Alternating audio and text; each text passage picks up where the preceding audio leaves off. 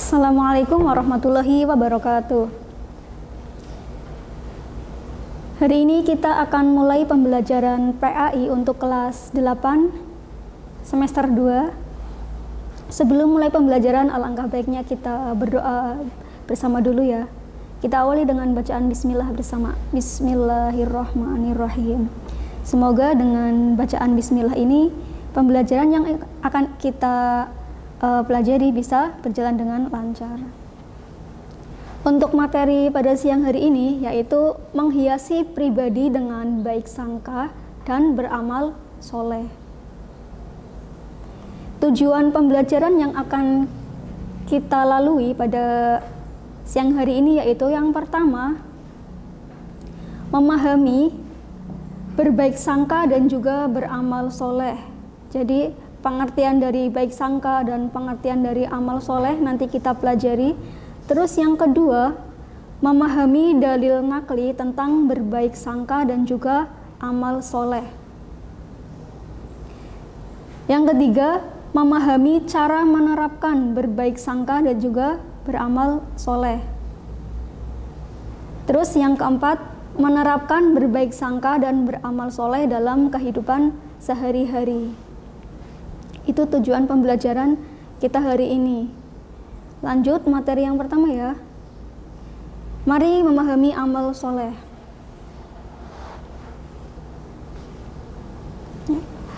Dalam Quran surat Al-Asr ayat 2-3, Allah sudah berfirman, kita baca bareng-bareng ya.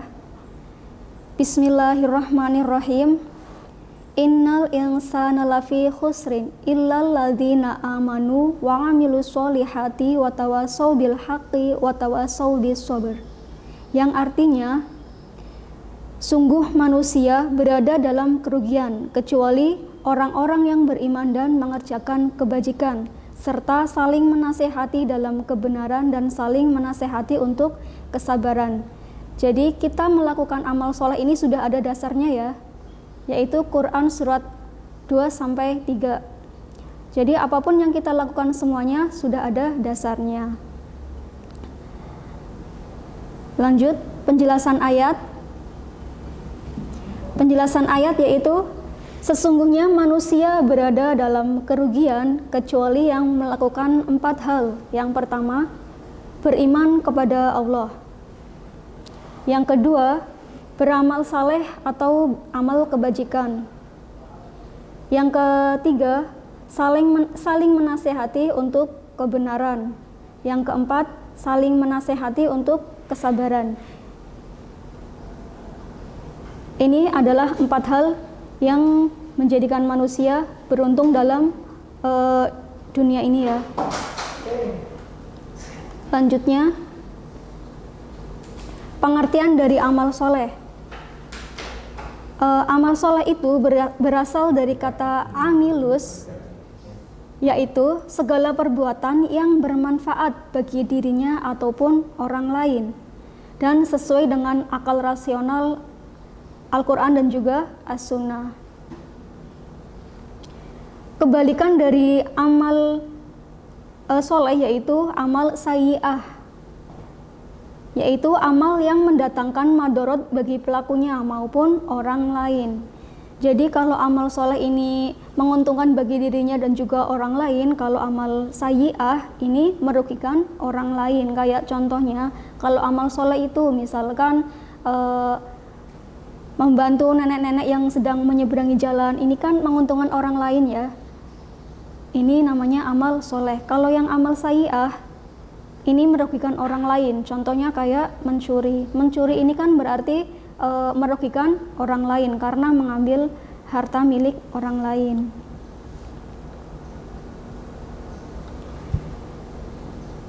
Untuk lanjutnya, saat kita melakukan berbagai perbuatan, semua perbuatan yang kita lakukan itu Allah sudah berfirman dalam Quran surat Az-Zalzalah ayat 7-8 ini, semua perbuatan ada balasannya, entah itu perbuatan baik ataupun perbuatan jelek. Quran surat Al-Zalzalah ayat 7 yaitu famay ya'mal misqala dzarratin khairan yarah, yang artinya barang siapa yang mengerjakan kebaikan seberat zarah pun, niscaya dia akan melihat balasannya. Ini perbuatan kecil ya, misalkan kalian memberikan sedekah ya, sedikit sedekah kepada pengemis gitu ya, walaupun hanya sedikit, 1.000 atau 2.000, itu kan kecil ya jumlahnya, itu niscaya ada balasannya. Bisa saja karena sedekah itu kalian mendapatkan kebaikan-kebaikan yang lainnya, seperti misalkan karena sedekah kalian bisa di sekolah jadi lebih mudah memahami pembelajaran, jadi ranking 1 kayak gitu ya, itu kan kita nggak tahu ya. Terus yang ayat ke-8 Quran surat Az-Zalzalah ayat 8, wa may ya'mal misqala dzarratin syarran yarah, dan barang siapa yang mengerjakan kejahatan sebesar zarah pun, niscaya dia akan melihat balasannya pula. Jadi walaupun kejahatannya ini kecil, niscaya dia akan melihat balasannya. Kejahatan kecil misalkan kalian menyakiti hati teman kalian, bisa saja karena kalian menyakiti hati teman kalian atau tetangga kalian, bisa saja rezeki kalian jadi sulit. Itu lanjutnya, suatu amal saleh ini akan sah jika memenuhi syarat-syarat sebagai berikut. Ada 3 syarat ya. Yang pertama, amal saleh ini dilakukan dengan mengetahui ilmunya. Jadi nggak ada gunanya kalau kalian misalkan rajin banget, kalian rajin sholat wajib, rajin sholat sunnah, tapi kalian nggak tahu ilmunya, itu sama aja ya, nggak dihitung amal soleh. Misalkan kalian nggak tahu bacaan-bacaan sholatnya seperti apa, cuma cengklat-cengklit kayak gitu tok ya. Terus kalian nggak tahu rukun-rukunnya, kalian nggak tahu hukum-hukumnya, itu sama aja ibadah, percuma aja ibadah kalian yang sudah kalian lakukan kalau nggak tahu ilmunya. Yang kedua, amal soleh itu dikerjakan dengan niat ikhlas karena Allah Subhanahu wa Ta'ala. Jadi misalkan amal soleh, contohnya kalian rajin banget baca Al-Quran, rajin banget tadarus, kalian itu harus diniati untuk beribadah kepada Allah. Jangan malah kalian niati untuk pamer. Kalian malah niatnya baca Al-Quran, malah niatnya pamer ke orang-orang sekitar kalian, agar orang-orang sekitar kalian itu beranggapan kalau kamu itu anak yang alim, anak yang pinter, kayak gitu ya. Itu nggak boleh. Jadi amal soleh itu harus dikerjakan dengan niat yang ikhlas karena Allah. Terus yang ketiga, amal soleh itu hendaknya dilakukan sesuai dengan petunjuk Al-Quran dan juga hadis. Kayak tadi contohnya, amal soleh itu hendaknya dilakukan sesuai dengan petunjuk Al-Quran dan hadis. Misalkan kalian mengerjakan sholat duhur karena kalian saking rajinnya sholat duhur misalkan 4 rakaat karena kalian lagi semangat kayak gitu ya, jadi nambah 8 rakaat misalkan, sholat duhurnya jadi 8 rakaat. Ini kan tidak sesuai dengan petunjuk Al-Quran dan juga hadis, jadi ini tidak bermanfaat atau tidak, cuma sia-sia gitu ya amal solehnya. Lanjut, tadi tidak cuma diterangkan atau dijelaskan dalam Al-Quran saja tentang amal soleh, tetapi amal soleh ini juga diterangkan dalam sebuah hadis. Kita baca bareng-bareng hadisnya. Bismillahirrahmanirrahim. Ngan Abi Dzarin Jundub ibni Junadah radhiyallahu anhu ta'ala anhu qala li nabiyyu sallallahu alaihi wasallam la tahqironna minal ma'rufi syai'an walau antalqa akhaka biwajhi taliqin. Riwayat Muslim. Yang artinya hadis ini diriwayatkan dari Muslim ya. Artinya dari Abu Dzar Al-Junub bin Junadah radhiyallahu anhu, Nabi berkata, janganlah sekali-kali kamu mencemooh perbuatan baik seberapapun kecilnya, walaupun perbuatan itu hanya berupa penyambutan terhadap saudaramu dengan muka yang berseri-seri. Jadi amal soleh yang paling mudah kita lakukan yaitu kita senyum kepada saudara kita. Jadi kalau kalian ketemu teman kalian di jalan, dimanapun kalian berada, terus kalian ketemu, kalian itu berikan senyuman yang manis gitu ya. Jangan malah ketemu teman kalian kok malah kalian membuang muka gitu, pura-pura nggak kenal.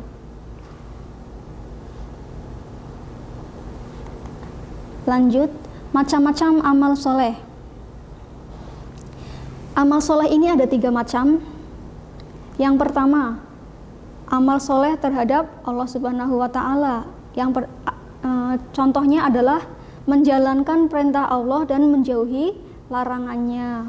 Menjalankan perintah Allah, misalkan kalian menjalankan sholat 5 waktu, menjalankan puasa, menjalankan ibadah zakat dan yang lainnya. Terus menjauhi larangannya, menjauhi larangan Allah, kayak contohnya kalian tidak minum minuman keras, kalian tidak berjudi, kalian tidak taruhan gitu ya.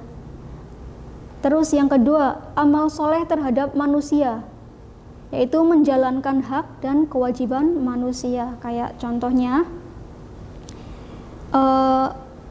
misalkan kalian memiliki hutang kepada teman kalian, maka kewajiban kamu untuk membayar hutang tersebut. Jangan malah pura-pura lupa.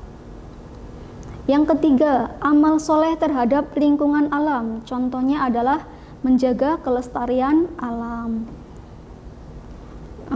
Contohnya, misalkan kalian pengen makan ikan, terus kalian ya mancing ya, jangan malah mancing di sungai ya, jangan malah sungainya di portas gitu ya, diobat. Ini kan malah merusak alam. Nah, ini ada gambar contoh-contoh amal soleh. Nih, yang pertama ada contoh seorang anak sedang membantu ibunya sedang memasak dan anak perempuannya membantu menyapu halaman. Terus yang kedua ada contoh seorang anak sedang memberikan sedekah kepada fakir miskin. Terus ada contoh gambar yang ketiga, ini ada gambar ada seorang anak yang membantu temannya berjalan karena kakinya sakit. Itu kan kakinya diperban ya, mungkin dia habis jatuh, jadi membantu temannya berjalan. Lanjut ya. Selain tadi macam-macam amal soleh yang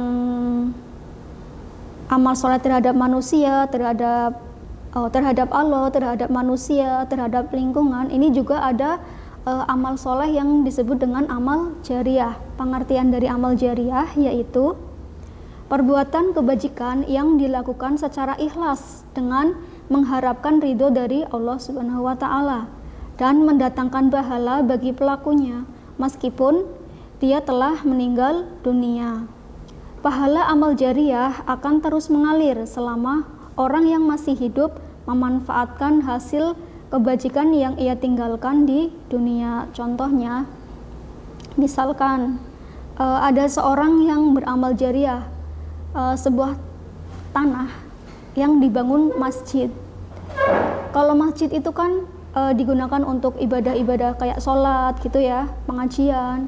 Nah, kemudian setelah dia memberikan amal jariah berupa bangunan masjid kepada penduduk desa, setelah itu dia meninggal, walaupun dia sudah meninggal, dia tetap mendapatkan pahala apabila orang-orang desa tersebut masih melaksanakan sholat jamaah di masjid tersebut. Jadi pahala dari amal jariah ini terus mengalir. Tapi kalau misalkan masjidnya sudah tidak digunakan oleh penduduk tersebut, maka ya udah terputus amal jariahnya gitu ya. Lanjut, manfaat dari amal soleh. Yang pertama, diberi ampunan dan pahala yang besar oleh Allah. Yang kedua, diberi tambahan petunjuk. Yang ketiga, diberi kehidupan yang baik dan juga layak. Yang keempat, dihapuskan dosa-dosanya. Ya. Kita lanjutkan. Kita lanjut ke yang materi kedua, berbaik sangka. Berbaik sangka ini bahasa Arabnya yaitu husnudon. Lawan dari husnudon yaitu berburuk sangka atau suuzon. Lanjut. Allah sudah melarang kita untuk berburuk sangka, yaitu tertuang dalam Quran surat Al-Hujurat ayat 12. Kita baca ayatnya bareng-bareng. Bismillahirrahmanirrahim. Ya ayyuhalladzina amanu jtanibu katsiran man dzanna inna ba'dadh-dzanna isma wala tajassasu wala yaghtab ba'dukum ba'da ayuhibbu ahadukum ayyakulalah ma'akhihi maita fakarihtumu wattaqullah innallaha tawwabur rahim. Yang artinya, wahai orang-orang yang beriman, jauhilah banyak dari prasangka. Sesungguhnya sebagian dari prasangka itu adalah dosa. Dan janganlah kamu mencari-cari kesalahan orang lain, dan janganlah ada di antara kamu yang menggunjing sebagian yang lain. Apakah ada di antara kamu yang suka memakan daging saudaranya yang sudah mati? Tentu kamu merasa jijik, dan bertakwalah kepada Allah. Sesungguhnya Allah Maha menerima tobat dan juga Maha penyayang. Jadi dari ayat Quran surat Al-Hujurat ayat 12 ini, Allah sudah melarang kita untuk mencari-cari kesalahan dari orang lain. Kita tidak boleh mencari kesalahan orang lain, dan juga kita tidak boleh menggunjing atau ngerasani gitu ya. Karena ibaratnya kalau kita mencari kesalahan orang lain, kita juga ibaratnya ini memakan daging saudaranya sendiri. Membuka aib orang lain ini sama seperti memakan daging saudaranya yang sudah mati. Kayak gitu ya, tentu saja itu menjijikannya. Jadi kalian tidak boleh membuka aib teman kalian, mencari kesalahan-kesalahan teman kalian, dan juga kalian tidak boleh menggunjing, membuli, menggunjing, ngerasani, kayak gitu. Nggak boleh itu ya. Lanjut, larangan berburuk sangka tadi kan sudah diterangkan dalam Al-Quran. Selain di dalam Al-Quran, ini juga larangan berburuk sangka tertuang dalam hadis yang diriwayatkan oleh Bukhari. Itu kurang jelas ya gambarnya. Kalau gambarnya kurang jelas, kalian bisa buka buku paket halaman 184. Ini karena fotonya kurang jelas. Kalian bisa buka buku paketnya. Kita baca bareng-bareng. Bismillahirrahmanirrahim.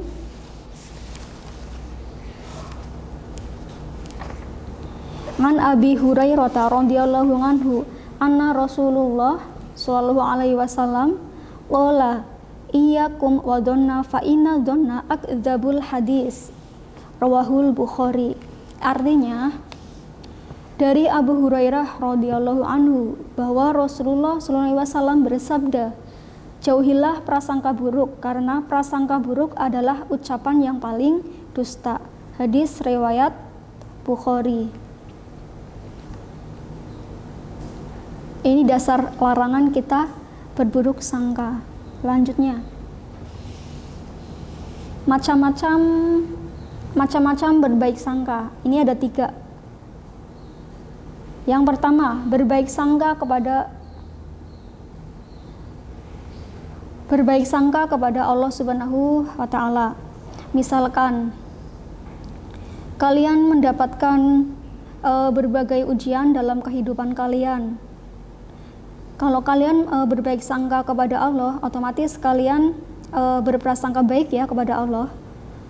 Kalian akan beranggapan, oh mungkin Allah sedang menguji saya, mungkin Allah sedang uh, mungkin saja Allah akan mengangkat derajat saya lewat cobaan-cobaan dalam hidup saya kayak gitu ya. Jangan malah saat kalian menerima berbagai macam musibah dalam kehidupan kalian malah berprasangka buruk kepada Allah. Kayak contohnya, kenapa sih hidup saya selalu penuh dengan cobaan, dengan penderitaan? Mungkin karena Allah tidak sayang kepada saya kayak gitu. Itu tidak boleh. Yang kedua, berbaik sangka kepada diri sendiri. Contohnya, saat kalian mengerjakan ulangan, terus kalian nilainya jelek, kalian harus berprasangka baik kepada diri kalian sendiri ya. Wah, nilaiku jelek banget, mungkin ini saya kurang usaha kayak gitu ya. Besok harus ditingkatkan lagi belajar saya. Itu baik sangka kepada diri sendiri. Yang ketiga, berbaik sangka kepada orang lain. Contohnya, misalkan ada tetangga kalian yang tidak pernah sholat Jumat misalkan, tiba-tiba dia udah sholat Jumat. Suatu hari kalian melihat dia melaksanakan sholat Jumat. Karena kalian berbaik sangka, kalian harus beranggapan, oh mungkin orang itu sudah bertaubat, jadi ibadahnya rajin kayak gitu ya.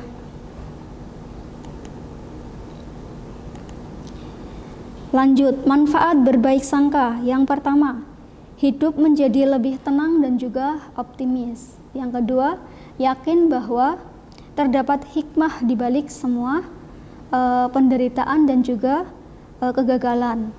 Yang ketiga, membentuk pribadi yang tangguh.